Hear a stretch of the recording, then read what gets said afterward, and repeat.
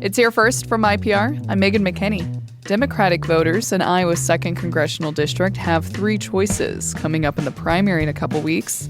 And Governor Kim Reynolds has signed a new bill into law. It's Monday, May 18th.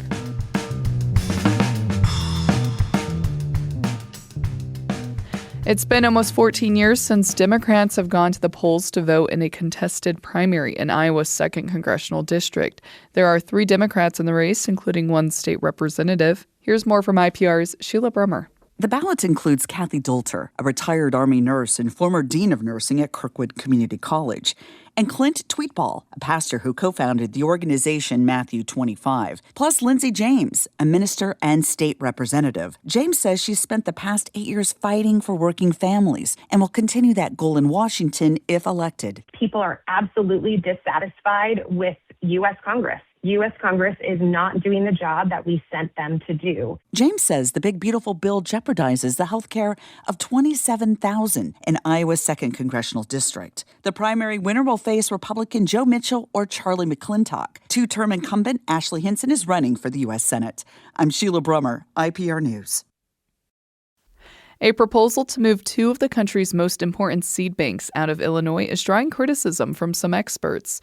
The U.S. Department of Agriculture is proposing moving the country's only public soybean seed bank and a collection of corn stalks representing genetic mutants. Both are currently hosted at the University of Illinois Urbana-Champaign. The proposal would move the soybean seed bank to Columbia, Missouri, and the maize collection to Ames.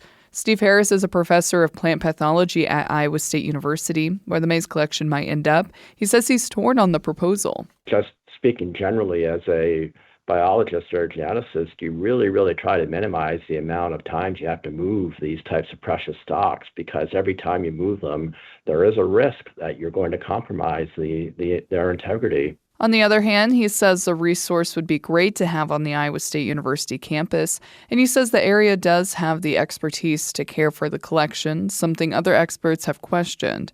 In a statement, a USDA spokesperson said the goal is to move the collections closer to the farmers and ranchers they serve. The Iowa Department of Transportation will soon be required to check the federal SAVE system to verify the immigration status of people who apply for a driver's license. That's under a bill signed into law by Governor Kim Reynolds. The DOT will have to check the SAVE system for Iowans applying for or renewing a driver's license or state ID, unless they provide proof that they're a U.S. citizen. The DOT has nearly a year to start complying with the new requirement. A new program in Polk County is preparing adults for a trade apprenticeship while preserving low-income housing. Here's IPR's Mara Curran. The Work That Impacts Housing program is a 4-month pre-apprenticeship for adults interested in trades like carpentry or electric. It includes apprenticeship readiness by repairing lower-income homes in select Des Moines neighborhoods.